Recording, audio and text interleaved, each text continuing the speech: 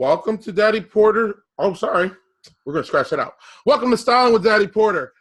I'm Daddy Porter, and this is a show where we do one style on one show, and we try to bring this style out to the masses and tell everybody what it's about. Today we're doing American IPA, and I'm here with Wisconsin Beer Baron, Chris Drosner. What's up, Chris? Hi, Greg. How you doing? Hi, everybody. I'm doing great. This is a style that I love. I want other people to love. So what do you have in your glass today? Oh, my glass. I do have a glass. I am drinking Risk from Good City Brewing here in Milwaukee. It is a 6.5% IPA, and it is delicious. And Good City is they're a new up and coming one, right? They opened in 2016, I believe, and have grown pretty quickly here in Wisconsin. They're available in Milwaukee and Madison, and I think pretty well represented.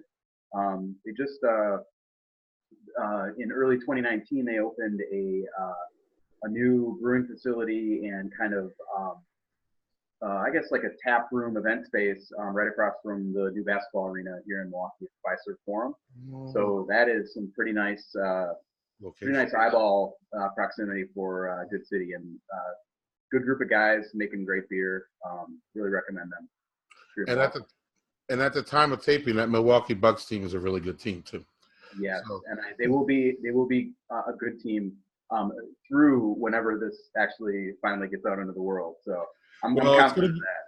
Yeah, it's going to be evergreen. So who knows? Maybe someone will see it in 4 years or 5 years. But right now, that's true. They're pretty hot.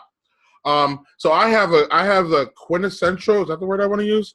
American IPA here is Two Hearted Ale from Bell's Brewing in Michigan. I recently visited there, actually. Fabulous place. I wish the tour was a little bit more expansive, guys. But the beers are great and fantastic. So real quick, you have an anecdote or a personal anecdote about this beer. Yes, I do. So Two Hearted has been one of my favorite beers for a long time.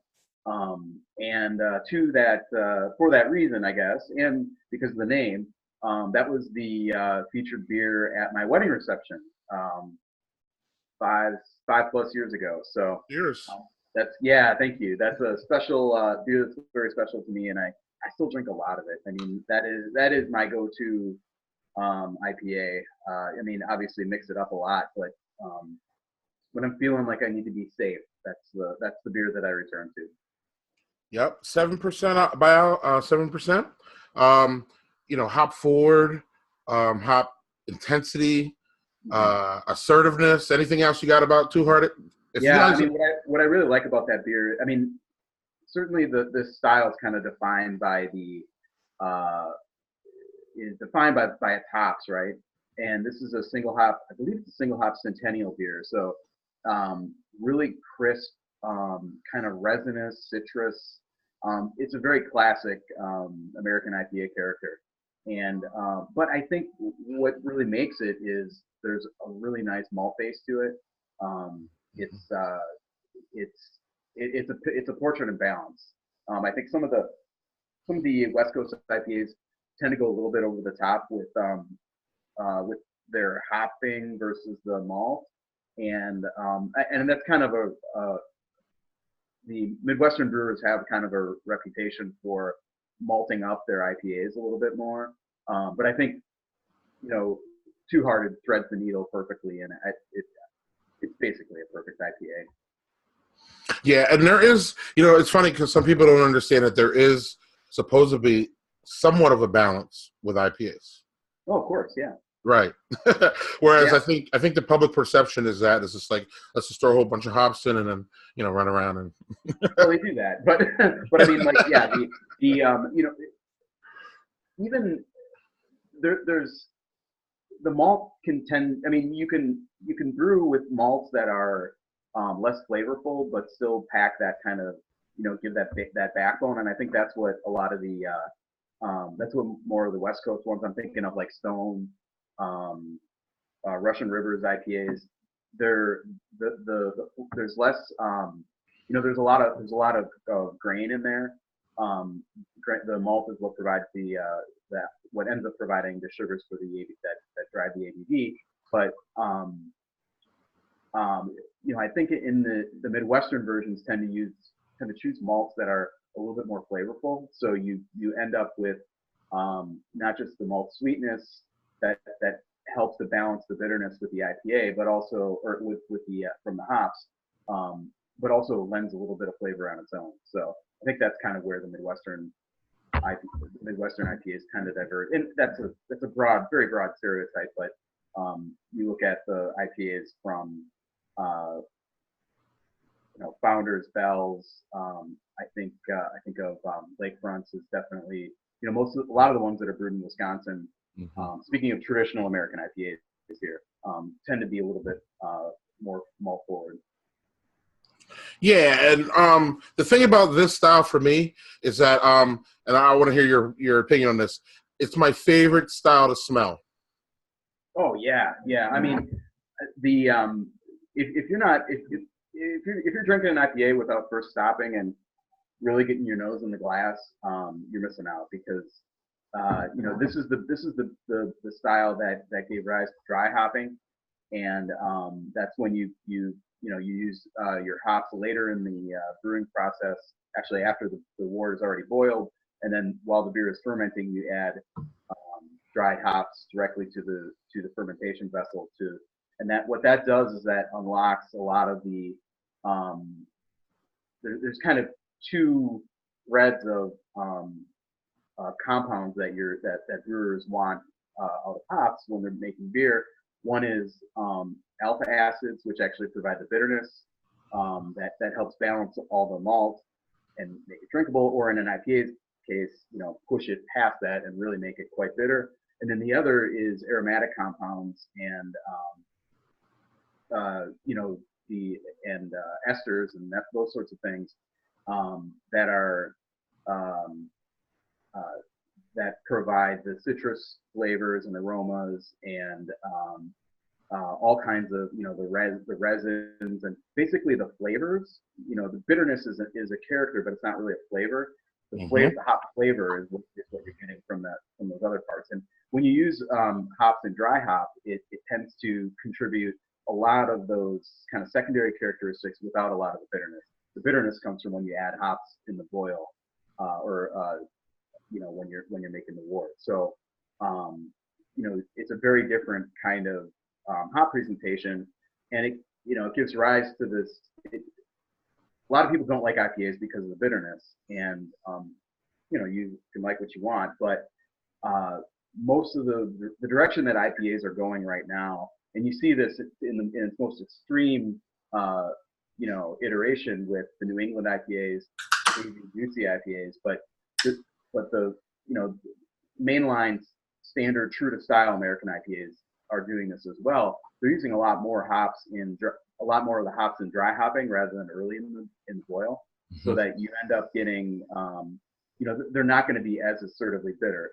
Bitterness is part of the style, but what I find, the reason I like the style so much is because of those extras, the citrusy, fruity, tropical flavors, and that's really the profile that is really gaining right now in American IPAs. And when you have so many different type of hop variations and strains, I would say, right? Is that the right word? Right. Over 140, you really lead to a style that can be very vast, especially if the style depends on hops, like this one does. And this style this style is, obviously big time dependent on what hops you put in and how you put them in and when you do it, and that all adds to why people go into breweries and say, or at least tell me, why are there 6 IPAs here, and why do we have to have 6 IPAs? And do you want to speak to that a little bit? Yeah, I mean,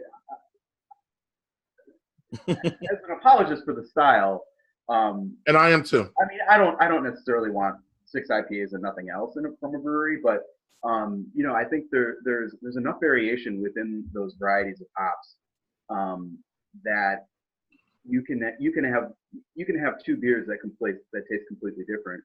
A good example is think of the hops that you get out of look at the traditional English IPA, right? I mean, that's a style that uses old world hops So you end up getting kind of earthy, herbal, kind of sometimes kind of spicy flavors out of that.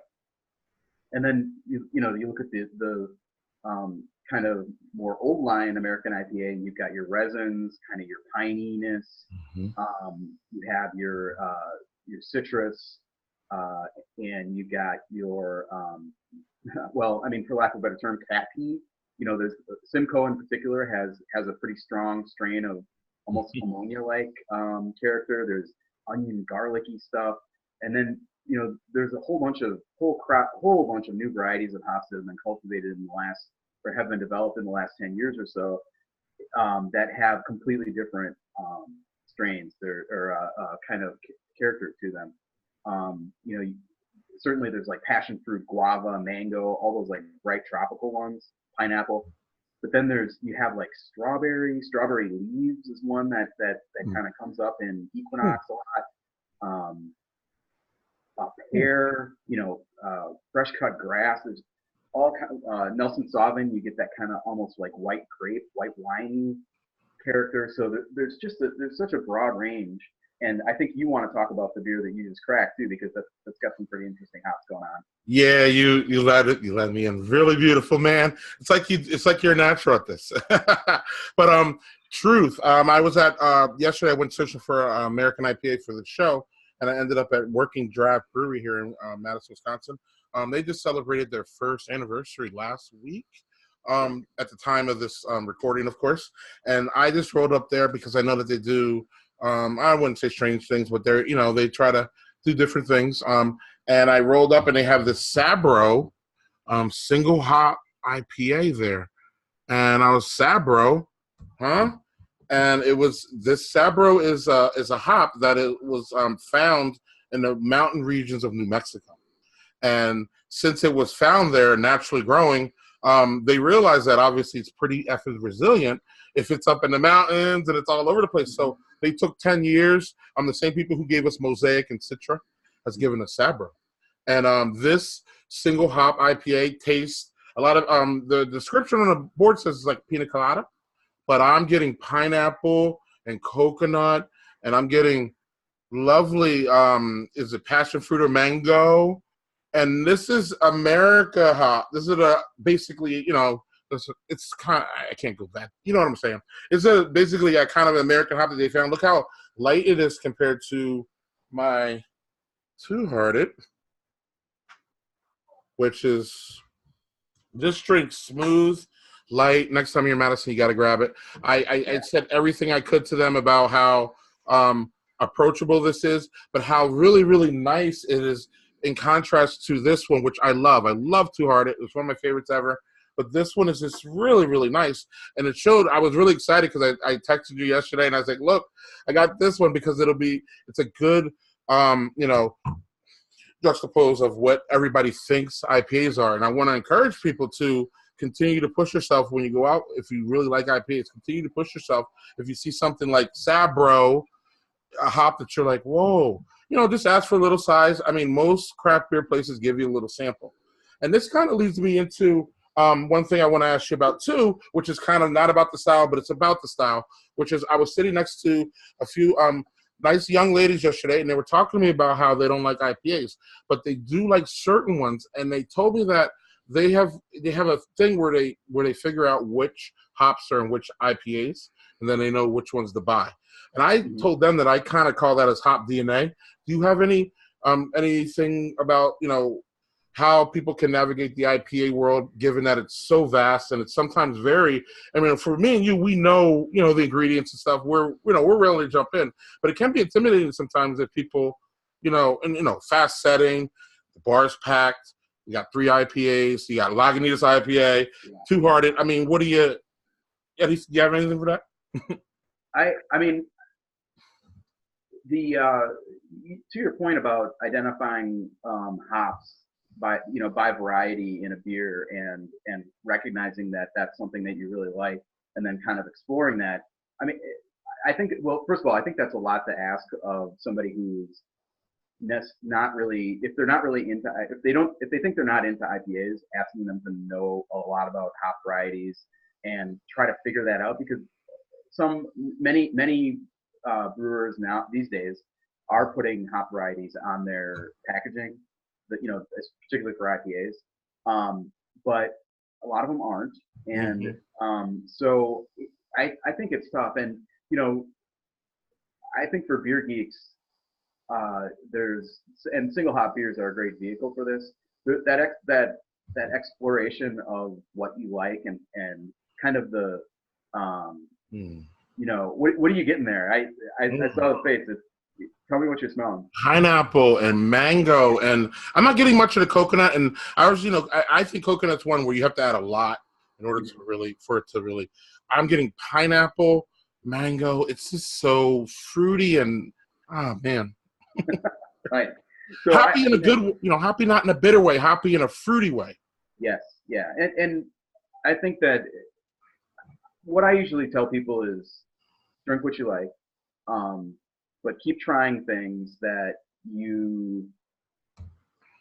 with some guidance, when possible. If ask your bartender, or especially if you're at a brewery. Do you have I'm curious about IPAs, but I don't like the bitterness. I think a really good entry point into the style is something that we are keeping a firewall around this episode with. But it's the New England-Style IPA. It's still an IPA, kind of. It's got a lot of other stuff going on, but the defining characteristic, or one of the defining characteristics of it, is that it's less bitter. So, that takes it to kind of the logical extreme of the direction that IPAs are going, or American IPAs are going right now, and that is low alphas, so low bitterness, but a lot of aromatics. The double dry hop phenomenon basically is all about these New England style IPAs. So if you see something that's labeled hazy or juicy or New England style, that might be a good way to go if you're not really into the bitterness. But we also have again, we want to keep it kind of straight, but we also have brewed IPAs, which are people say it's another little entry point for people who like wine because it's a little winey. Yep, very dry is kind of the defining character. Dry too. Yep. So before I really want to talk about how big this style is and how much it shapes today's craft beer. But we should let's go back in history a little bit, because I think the history of this style is not. It's not on boats going to India. That's English Pale Ale, or English Indian Pale Ale. But we've done a little bit of research, and I know you've done a little bit of research on where the IPA, American IPA, started, and it goes further back than even I thought. Yeah. So the IPA is an American, or is an English style to begin with. So its origins are in England, but it's England by way of India. So it goes back to the British East India Company that was setting up in for spice trading out in the 17th and 18th century in India, and the people the Englishmen who were working over there wanted English beer, and so the style kind of the style that kind of emerged was built to sustain a very long sea voyage, and built to be refreshing and suitable for warm weather, or very hot weather in this case, upon arrival. So higher ABV, higher, a lot of extra hops to sustain, to keep that long. And it basically arrived at the, shipped real fresh, but then it arrived in India basically aged. So, and it evolved from, all beer evolves all the time. So, it evolved from these, they're called October ales, or kind of stock ales that were strong beers made for long-term keeping. And then, serving, I think the phrase October means you brew it at the beginning of the year and you serve it in October. So that's kind of the tradition there. And then, it mostly died out for a while. The revival, the basic, you mentioned the Valentine IPA, and that was kind of the first American IPA made by a Scotsman, actually. And this was I think it was in the 19th century here in America. But after Prohibition, it pretty much was wiped out, like a lot of beer traditions were in America, at least. That was, Prohibition was a major reset for pretty much the entire American brewing industry, as you might imagine. A lot of them went out of business and took with them kind of the old family recipes that were being made for decades at least in America, and a lot of times tracing back to German ancestry or whatever. But Valentine did survive through Prohibition, but that, you want to take over from kind of the big American revival? Yeah, Valentine too. We definitely have to note that Valentine, from what I read, it wasn't even close to what we're drinking today. I think they put it in a barrel or something, and so it was. I mean, it was labeled IPA, but then after that, I mean, I believe we go to one of my favorite brewers, one of my favorite OG brewers of all time is Anchor.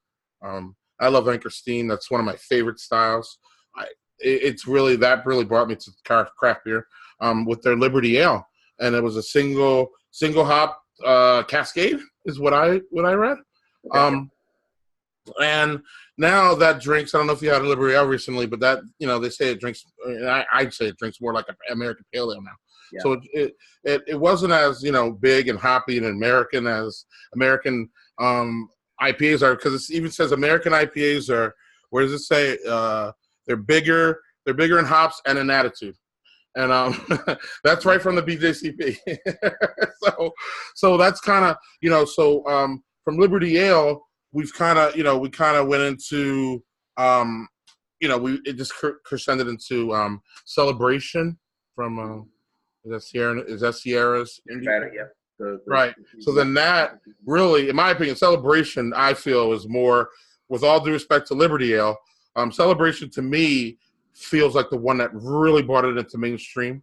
I don't know if you want to speak to that as far as, like mainstream, and I mean, early craft beer ages. I'm not, it's still around and people still look for Celebration all the time. That's awesome. Yeah. That's one of the great winter, late fall traditions these days. But yeah. Sierra's Pale Ale and Sierra's Indian Pale Ale were just huge as far as, all that. I don't know if you want to speak to that or not. I don't have any, I came really late to the craft beer. I came much later. So I wasn't, and so I didn't really even, I say this with, you guys are going to kill me in the comments probably, but I really don't have a big appreciation for Celebration. I like it. It's great, but I don't have that nostalgia feeling with it until I read about history. And then I'm like, oh man, like, wow. Yeah. I mean, I think a lot of those beers, the fact that consider the way Celebration drinks these days. Like your impression, what is your impression of Celebration kind of having had all these other, more contemporary IPAs? Yeah, it drinks more like an APA. Yeah. I mean, I would say it's firmly in IPA territory, but it's not aggressive. Mm-hmm. It's not super in your face. And there's so many American IPAs that have been made since then that, they took what differentiated IPA from a pale ale, and I think they kind of amplified it and ran with it. And that has become, context, I think, is so important to the way that we perceive and think about beers and even taste them. I remember my first Celebration. It was pretty awesome, and, because at the time, mm-hmm. This was maybe, I don't know, 15 years ago. At the time, there wasn't another beer like that in the market, or at least not one that I had. So, it's all about new experiences, and once you have that experience, it kind of just becomes internalized, and then the next thing that you have is judged against, with those experiences. So you have to, there's certainly something to be said for just something that's well done and tastes great. But the more loud, crazy, wild beers that we have, the more those really straightforward and well done, but not overly intense. I mean, IPA is fundamentally an intense style, but the more those things kind of become part of just the way that you perceive everything. Yeah, and we got to talk about too, as far as this style goes, America's geography. This is something we didn't touch in pre-production, but I know you're going to be able to follow me on this, which is that we were able to, as American IPAs, now we're branched down. So we said we were going to talk about New England or whatever, West Coast, but those have such different profiles as far as hops and as far as how they absolutely taste, that the geography of our country, the way we're able to make hops in different areas and have all that, just continues to make this style a style that I don't see ever going away at this point. I know styles come and go and dial, but this one, I mean, especially with the Sabro, it's just amazing. I don't know if there's another style that you could even point to that has such vastness because of our geography. Yeah, I mean, I think I'm glad you mentioned the geography, because that's an important part of what makes an American IPA, because you can make an American IPA in Belgium or Africa or Australia or whatever. So, if you're using, you're following a certain kind of malt profile and using American hops. I mean, the American grown hops are the defining characteristic of American versus English IPA. And you mentioned, and most of those are grown in the Pacific Northwest. So you're talking about Oregon, Washington in particular, a little bit in Idaho.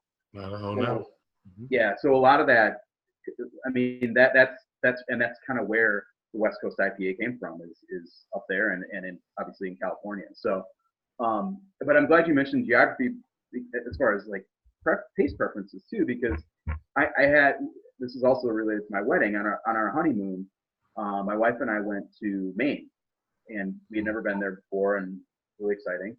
We spent about a week in Maine and Portland, and drove up the coast and spent some time in Bar Harbor and in Acadia and that sort of thing. So kind of did the whole tourist thing. Obviously, like, beer is going to be part of whatever we do, and I was really surprised at when you order an IPA in a bar there, locally made, what was Kiri's is a big brewery out there, at least 5+ years ago. That was a big brewery out there. Was it Shipwreck? Allagash, obviously, but they're a little different. But the kind of like standard IPA that you would find in a bar that has maybe like 7 taps or something, and a few craft options. If there's an IPA in there, it is almost always an English style IPA, and which I guess geography is just, that's kind of with England. I don't know, but and maybe it's a function of a not super mature craft beer market, that English IPAs are lower in bitterness and closer to kind of your standard Bass Pale Ale, that kind of thing. That just floored me. I mean, and when you had if you did, sometimes Dogfish Head would be kind of the one that would be a little bit different, 60-minute or 90-minute, which that is an American IPA, but it is definitely has some English, kind of an English bent to it. So those two beers, particularly 90-minute, I guess. But I thought that was interesting. And then obviously you go out west and everything just dries up. The color is much closer to the Sabro that you're talking about, rather than the darker IPAs that we have here in the Midwest. And certainly the English IPA tends to be a little bit more amber in color. It's one of the things I love about beer is the regionality of it, and how tastes are just different in different places. It's culture, and culture varies from place to place. So that's very true though. But I think and I guess we mentioned already the kind of proclivity for maltier IPAs in the Midwest. So it's a fun aspect of the style and just of beer in general. Yeah, I love the style. I actually heard last night. So when you roll into a brewery, someone had told me last night that they judge a brewery by its IPA because you have to have a good IPA in order to be a good brewery because you have to sell IPAs. Was their logic? Now my logic is I want a Pilsner because I believe that that's kind of the hardest style to, I wouldn't say make, but it's kind of the hardest style to hide any imperfections, and you have to get the brewing process kind of right. You can't just add hops to it to or sour it out, or some of the things that we've seen brewers do, for a batch that didn't come out perfect. Do you have any thoughts on that? Yeah, I mean, that's one of the critiques of the IPA does have a lot of haters, I guess, and not just people who don't like the style, but don't like the single-minded culture around it. How it's kind of taken over. What's that? The culture around it. Yeah, I guess. I mean, I think the kind of the singularity of it and the dominance of it. I think these curmudgeons think that it's drowning out other potentially good beers. And certainly, what you mentioned, it is a factor that you can cover up some brewing flaws with a lot of hops, and I don't think that's the reason that IPA is as successful as it is right now, but or as pervasive as it is. But that's a fact. I mean, But the reason it's so pervasive, Chris, is because it smells so great. Yeah. Because it smells. Yeah, and I think one of the, I mean, I think you can go ahead. Oh, no, I'm sorry. I was going to say, at the end of the day, brewers, no matter what you say about them, want to give them crap for it, they have to make money. They're in the business of selling beer, yeah. Right. So, go on. I'm sorry. Yeah, well, I was just going to say, I think one of the things that craft beer and the culture around it is defined by is that it is not macro American lager, right? That this beer is not Budweiser, it's not Miller Lite, it's not Coors Light, it's not Heineken even, or the beers that have been around. It is something else. It is something different, and there are few styles that are more something else and more different than those kinds of beers than IPA. You've got your bitterness, you've got your aggressiveness, assertiveness, intensity, all those things that make it, very different. And this is what you like is as much psychology as it is, physiology and tasting, smelling, and sensing. And it's a culture that has been defined by what it is not, and I think that's been talked about as a significant factor in IPA's rise. And you could probably make the same case for stouts, and particularly imperial stouts. The bigger and the sweeter and the more intense and the blacker. I mean, the way it looks in your glass. Those are things that are defining characteristics that change the way we think about these beers. In ways that we may not even be recognizing. So,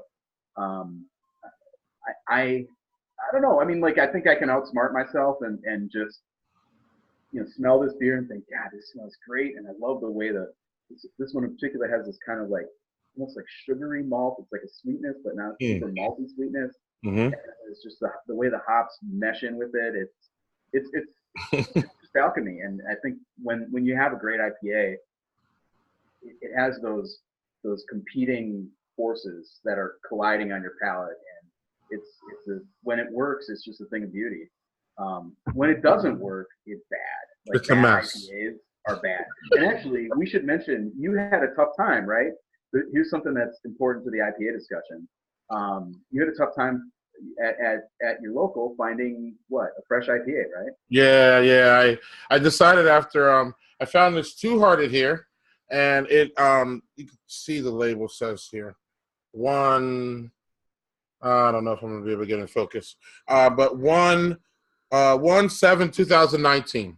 So it was bottled in January, and I was not happy or acceptable with that. So I went to the brewery, the brew store, and the beer store, Woodman's. I'll throw that out there, and It could be anywhere, but Woodman's is where I went, and the reason I like Woodman's is because it's great. They have good things, but I couldn't find any IPA that was even close to what I wanted it, which was a couple weeks. I couldn't find it. I was looking, so then I just realized that I had to go to Working Draft, or I had to go to Giant Jones or Carbon 4, or I had to go to one of my locals to grab an American IPA. And sometimes when I go. Sometimes even when you go to breweries, like we were just saying, a straight up American IPA might even be fleeting there because they might have a raspberry one, or double, or brute, or New England, or hazy, or so it's just difficult. And but what you're saying, going back to that, is that we need to drink. This is a great point. IPAs need to be drank the second, in my opinion, that they come off the line. Or really, really close. You know what I mean? You want it like you want the nectar right from the fermentation tank, man. No, but I mean it's a beer that you have to, in my opinion, you have to drink fresh. Speak to it. Crazy Fresh IPA. Speak to it. Is an amazing experience. If you like IPA, you gotta find one that was packaged yesterday or something. So figure out a way to do it somehow, because it is all those hop characteristics and aromatics and all that stuff that makes it what it is. Those are super volatile, and they burn off very quickly, or they go stale very quickly. Mm-hmm. This is not an issue of like safety. I mean, beer is shelf stable all the time, but it's not going to be as good. And all beer, this is a factor for all beer, but IPA and hoppier pale ales are particularly sensitive to age. So, I mean, the earlier the better. Or the shorter, the sooner, the more recently packaged, the better in all cases. But really, I would say a month is where you're going to be like good. I would say about 3 months and you're fine. Mm-hmm. Anything about it, like really 4, 5, 6 months, and it's not going to be the same beer. It's going to be cardboardy. It's going to be just kind of flat. It's going to taste like I mean, well, it becomes, in my opinion, especially the really bad ones, become malt bombs. Because then the hops fall off, and then all you're left is that big malt that they made to balance the hops. Yeah. So because malt kind of drops off a little bit longer than hops, right? Yeah, malt basically isn't affected by age. So it's all about the interplay with hops, and in some cases, obviously yeast actually develops, so that's kind of a different factor. But basically, the factor with beer aging is how the hops fall off. And with a beer like this that has a lot of hops in it, and particularly, in aromatic form, or delivered into the beer in a way that accentuates the aromatic, you're gonna fall off. Now, I will say, there are some breweries are better at this than others. The larger packaged breweries tend to have higher investment in packaging systems, so that they're purging oxygen out of their packages better. They're creating tighter seals. They're doing all the stuff that keeps the beer longer. Bell's is actually fantastic at that, in my view. Sierra is another one that's really good that I trust. I would trust a 5-month-old. Okay, I feel you. Something like that. I gotcha. Okay. I can drink that pretty much almost at any age, really. But okay. So don't be as crazy as what I'm saying, which is like if it's like a week later. I kind of get crazy about this, Chris. I'm sorry. There's two things. I mean, one is like, is it going to make it better than what it normally is? And if it's like those intensely super fresh IPAs. I mean, I think back to when here in Wisconsin, Toppling Goliath was self-distributing their beer, which means that they were packaging it, putting it on the truck, delivering it to stores, and then those beers would sell out in a day or two, right? So all that beer is being sold and consumed almost immediately from after the packaging window. So everybody's like, "Oh my God, have you had this pseudo soup from Toppling Goliath? Holy crap, it's amazing! The hop is like so. It's like." And now, I mean, it's been a long, strange story, of Toppling Goliath and that beer, which is not an IPA. It is an American Pale Ale. But they've made a lot of they make a lot of fantastic IPAs as well. Yes. But now they are distributing with a statewide distributor, and they have statewide distributors in a lot of different states. They're almost national at this point. Cool. And you know, that process just takes a lot longer for things to go through. I bought a Sosis, which is one of my top 3 beers of all time. It's a Mosaic single hop Imperial IPA. I'm familiar with it. That's one of your top 3. Okay. Oh yeah, that's a desert island beer for me. Okay. And the one that I had was great, and I flipped over the can, and I bought it, and I know that it arrived, you know, last week in the bottle shop because I saw a tweet or something, I don't know. And it was packaged in February or something, you know. I mean, like it was a few weeks out, and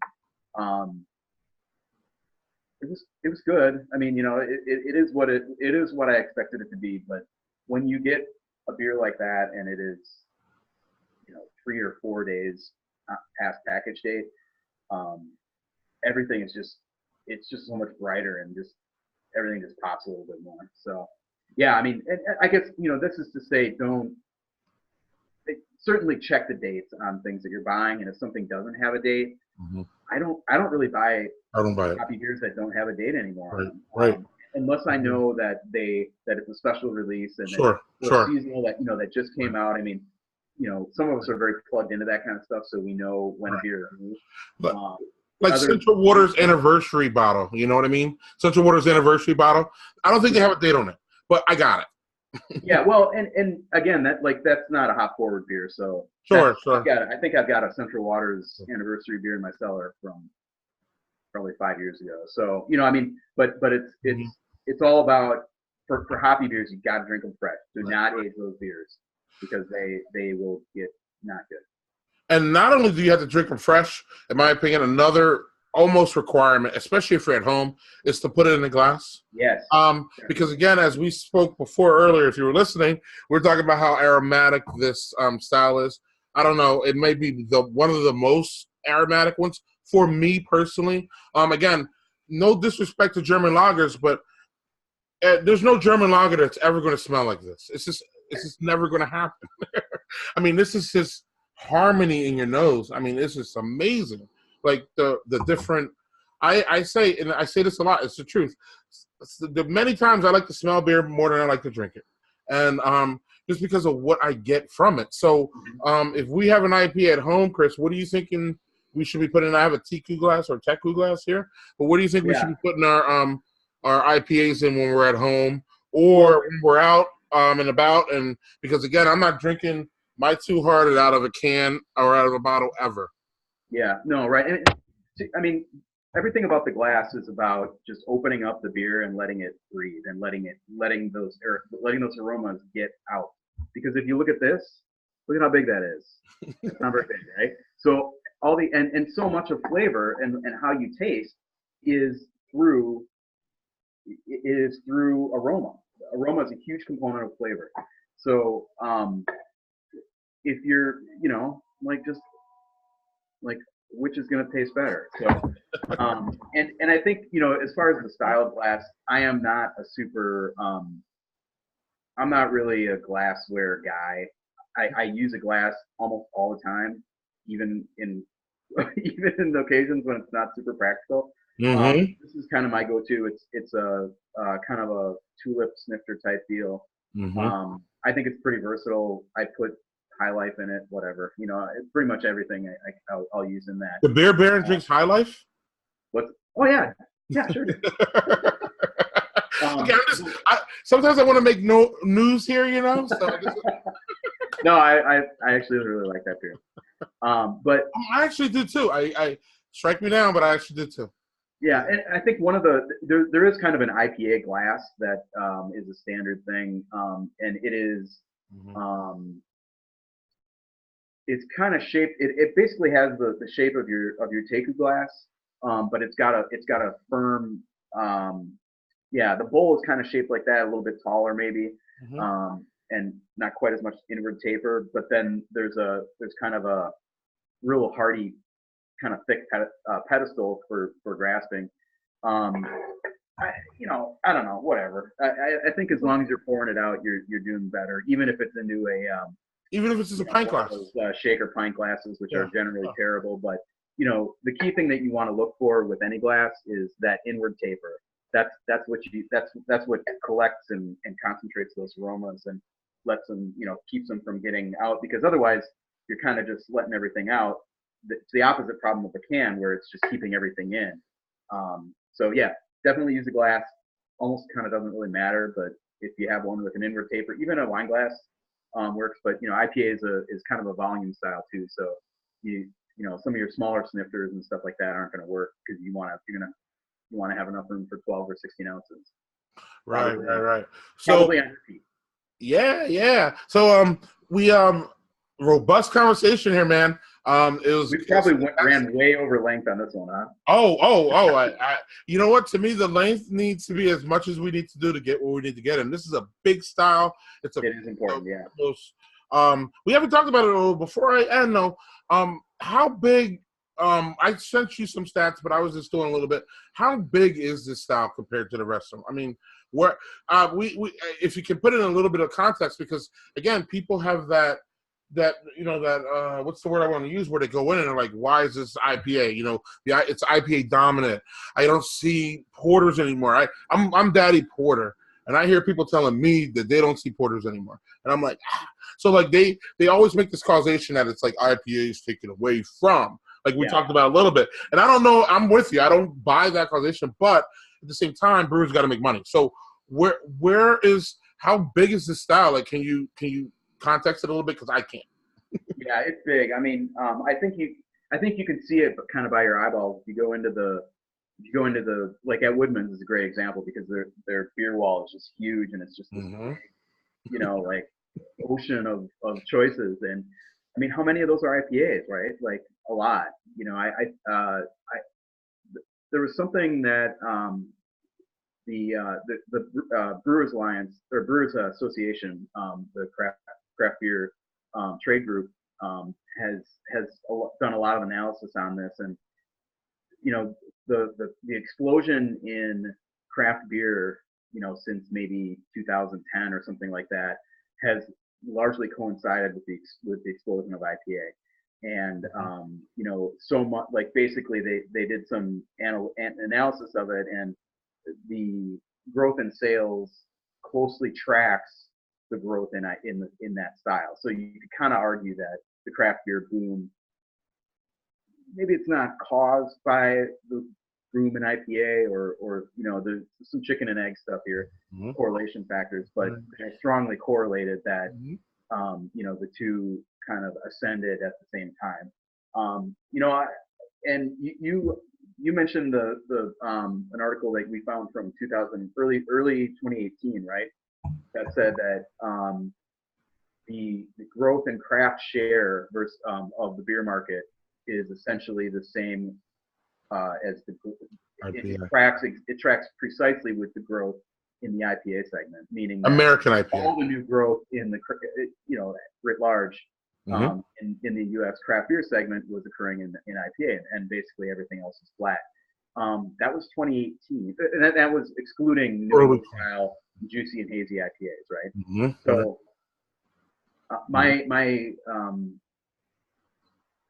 I surmise, I guess, that has probably changed, and that the growth, whatever growth we're seeing now, is probably being overhauled somewhat by the juicy hazy New England category, which is a topic for another time, I understand, but that variant of this style has become the hot thing.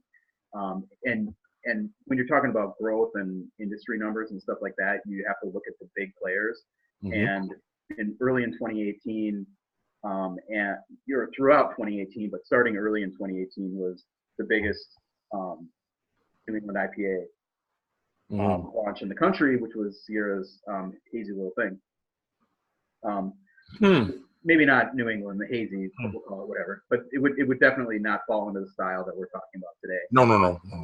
So that when a national craft brewer introduces a brand and it becomes successful as Hazy did, that's gonna just that blows the numbers out. So, and I'm sure some of that is taking, is stealing share from the kind of the standard IPA. Yeah, and stout is the only other style off the top of my head that's kind of like has like offshoots and morphs that, like, if you want to go like pastry and Russian Imperial and Irish, because around taping today, actually we were taping on St. Patty's Day. St. Patrick's Day, yeah. Right. So we should be doing Irish stout, but we're not.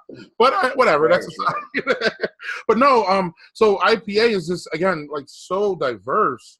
I can't speak to how, I can't say it enough how diverse it is and amazing. And the reason I want to, like, hammer that point home is for people who say they don't like them or they like a little bit of them. I just want to hammer the point home that it's so diverse that even if you just take, you're a stout guy, I got it.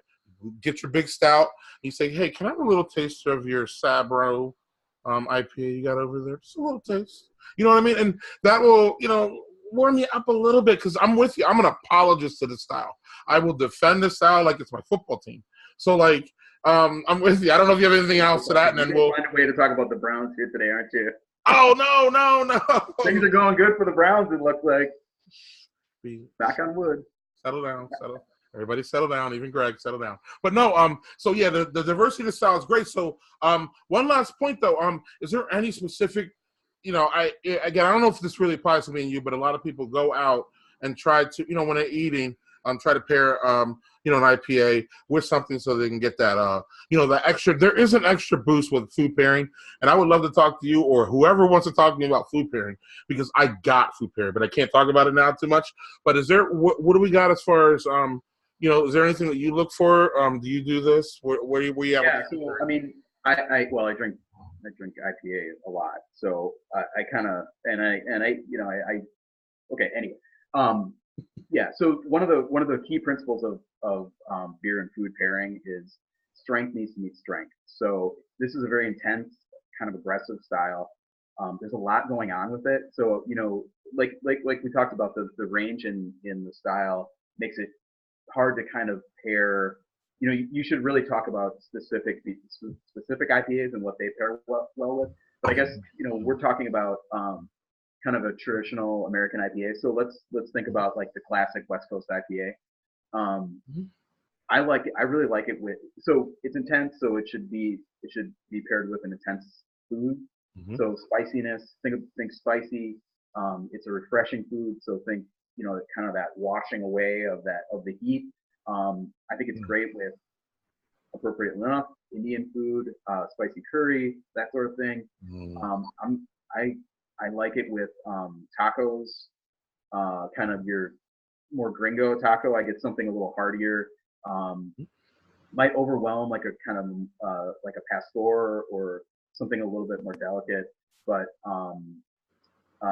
Thai food is another one that is a pretty common reference. And when you loop in that kind of citrus aspect, that might kind of equate to the use of lemongrass. That's the kind of thing that you want to think about with food pairing is, when you've got a hop that has citrusy accents, say, well, citrus is in what kind of foods? Like it's in a lot of marinades. But again, you want to meet that intensity. And then, so like a cheese thing, you mentioned like a gorgonzola, something that's pretty pungent, kind of strong.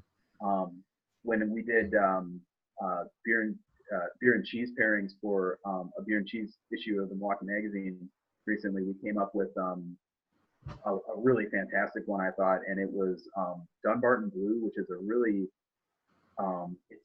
it's an aged cheddar that has veins of blue. It's like a blue cheese hybrid, blue cheddar hybrid. Okay. Almost That's good. It's really kind of, it's like your classic kind of nasty cheese. I mean, nasty in the most. I love that cheese. I mean, stinky cheese. You just compliment.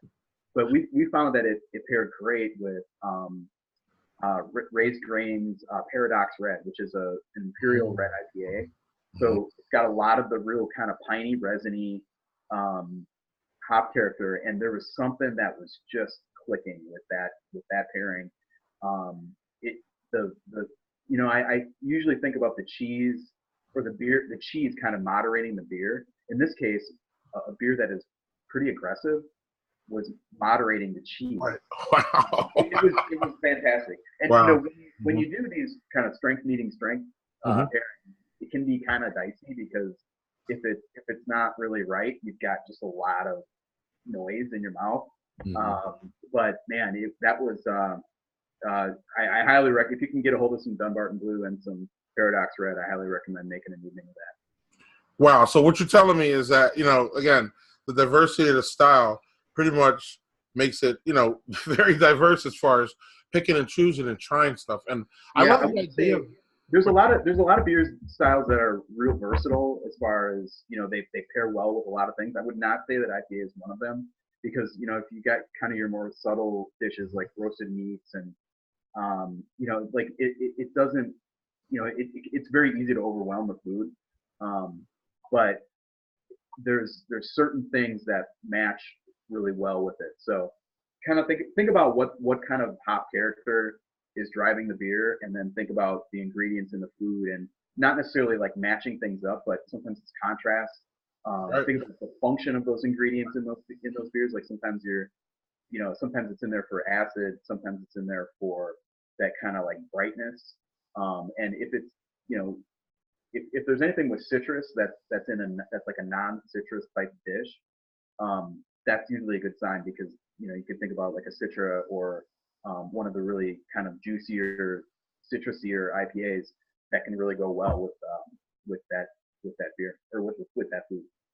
Yeah, and I like the idea when you're entertaining, especially beer friends, to have a cheese plate.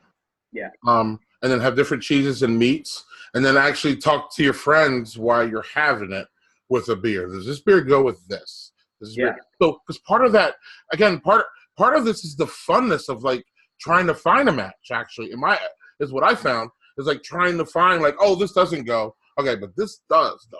Yeah. You know what I mean? Yeah, So absolutely. After our beer and cheese issue was published last summer, we did a beer and cheese event where we had, man, it was more than a dozen like pretty awesome cheeses from around Wisconsin, and we held it at Third Space Brewing here in Milwaukee, and oh yeah, so we had like, you know, they had all these beers, you know, all their house beers, and people could just grab samples of all these different cheeses and try them with all the different beers. And man, there were some revelations. Like one that I really liked, or one beer that I really liked with a lot of different cheeses that I wasn't. I guess I didn't really. Kind of caught me a little bit by surprise was their Oktoberfest. You know, that kind of nutty maltiness really went well with kind of that, all the different, you know, a lot of different of the, particularly like the kind of the saltier ones, and it was there was a lot of really good eating. yes, And it was awesome. yeah, and I highly recommend those beer dinners. If any of you guys see them, breweries put them on a lot because they want to show off their beers basically, and also show off their beers that in a way that you know, that accents food. Excuse me. Hopcat Madison does this fantastic. They bring in whoever's around. I've been to an Alaska one. I've been to a vintage one. I missed there was a tacos one that I missed. Of course, the tacos one sold out in like 2 seconds. Of course, right? Of course. So tacos. But so right. So Chris, I think we've gotten through almost everything we could touch with this big, huge, vast. I mean, there's really. I'm not a superlative guy. I really don't like superlatives like LeBron is the greatest ever. Or that really rubs me the wrong way because I don't know. I wasn't around for Wilt Chamberlain. But like this beer, this style to me is like the great. Oh, I don't want to say that. But right now, though, the impact that it has on our industry, it is the greatest style out there, in my opinion. Right now. I certainly think it's the most important. Yeah. So with that being said, man, we hit everything. I want to thank you, but I also want you to tell everybody where they can find you and what you're up to now at the moment of taping. Sure. You can find me on Twitter at WI Beer Baron, and I do a lot of you know, news and thoughts and that those sort of things on Twitter. And you can find me in the Wisconsin State Journal in the taste section. I about once a month, and I write occasionally for my day job at Milwaukee Magazine on beer. You can find that at milwaukeemag.com and in its fine pages. Awesome, man. Again, thank you for coming on. Thank you for your expertise. Thank you for showing me the way, especially with Sierra Nevada Celebration. I'm gonna. It's the truth, man. It's the truth. And I will. We're wrapping up, guys. I will see you guys on the next edition of Styling with Daddy Porter. Thanks, Chris. Great.